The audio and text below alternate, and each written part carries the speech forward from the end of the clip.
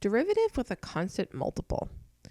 So if you have a constant times your function and you're trying to take the derivative of that, then you can pull the constant out and multiply the constant times the derivative of the function. So what does that look like? Let's look at an example real quick.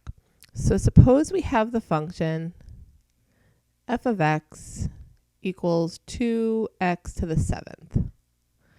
So here, the 2 is the constant, and the x to the 7th is going to be our function, which means that when we take the derivative, it's going to be 2 times the derivative of x to the 7th. So our rule says that the 7 will come down in front, and we'll subtract 1 from the power.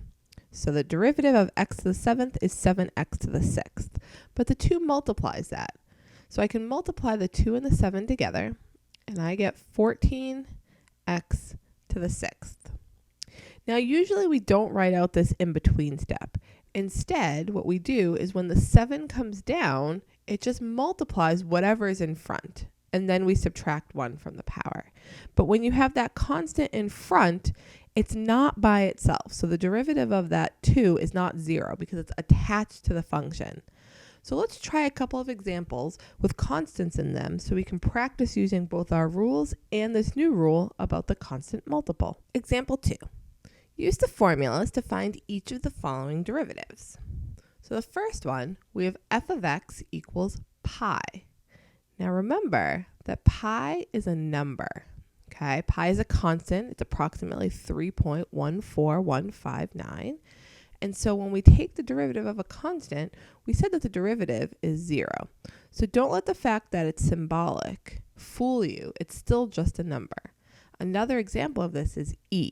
When e is by itself and not e to the x, then e is also just a number. So for the next one, we're going to use our constant multiple rule paired with our power rule. So here the 3 is going to come down and multiply the 4, giving me 12x, and now we subtract 1 from the power, so 12x squared. For the next one, we have 9x to the 20th. So the 20 is going to come down and multiply the 9, giving me 180x. Now we subtract 1 from the power, and we get 19. For the next one, notice that we have a negative 3 in front. So when the 5 comes down, we get negative 15x, and then we subtract 1 from the power to the 4th. For the next term, the negative 6 will come down and multiply the 6, giving me negative 36x to the negative 7. For f, here we have 1/3. So the 1/3 is going to come down and multiply the 6. When you multiply 6 times 1/3, you get 2x. Now 1/3 minus 1 is negative 2/3. So we get 2x to the negative 2/3.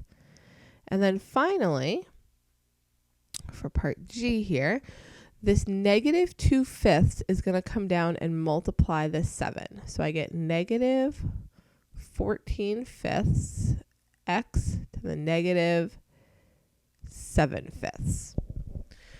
So again, we're using our rules to find derivatives, but let's remember what this is telling us. What this is doing for us is it's giving us a function, that is the derivative function, where we can plug in any number we want to get the slope of the tangent line to the original function at that point. So for example, if I go back to part B, if I were to find f prime of 1, and I were to plug a 1 into the derivative, I would get 12 times 1 squared, which is 12.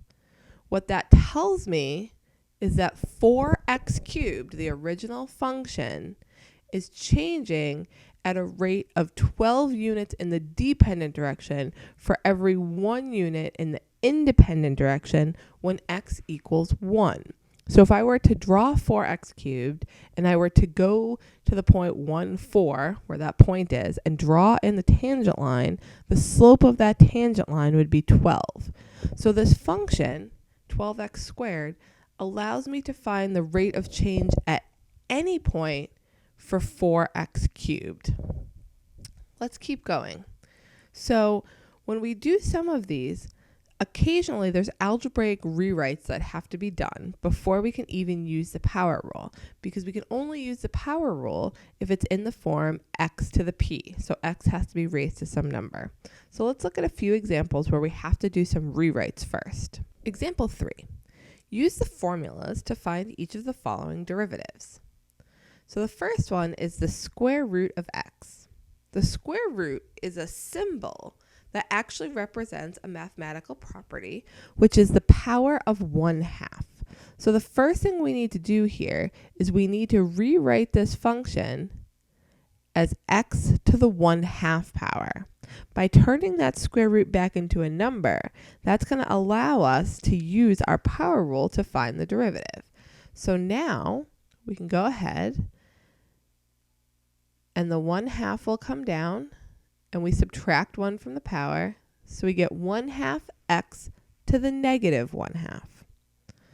Now, we'll come back to that in a minute in terms of simplification, and we'll talk a little bit about in part B. But let's go to part B first. So for part B, we have 4 over x cubed. We cannot take the derivative of x cubed just in the denominator. So that means we have to get it out of the denominator to be able to even start to take the derivative. So algebraically, we can rewrite this as 4x to the negative 3. You can bring a term out of the denominator if you change the sign of the power. So that means we can bring it up as long as we make that power of x negative 3. So that means when we take the derivative of this function, the negative 3 will come down to multiply the 4, giving me negative 12x, and now I subtract 1 from the power, so to the negative 4th power. Now, I can use the same algebraic trick here to put this term back in the denominator, so I could simplify this as negative 12 over x to the positive 4. So again, I'm able to put it back down by changing the power to be positive. If we go back to part A, if we wanted to simplify this one, we would put that term in the bottom, but notice that we have a 1/2, which means we already have a 2 in the bottom. So I could write it as 1 over 2x to the positive half, and I could even take it a step further and put the square root back in. So 1 over 2 square roots of x. These are all algebraically equivalent. In mathematics, generally we don't like to leave powers as negative, so we do often put the term back down into the denominator. Let's look at C. So for C, we have the 5th root of x squared. So again, we can't do much here without doing some algebra first. So the first thing we want to do is we want to get rid of this symbol, the root symbol.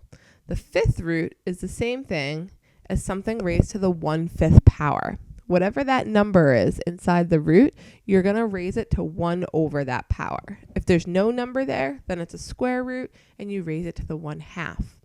Now, with exponential functions, if you have a power raised to a power, you can actually multiply those powers together. So 2 times 1/5 is x to the 2/5.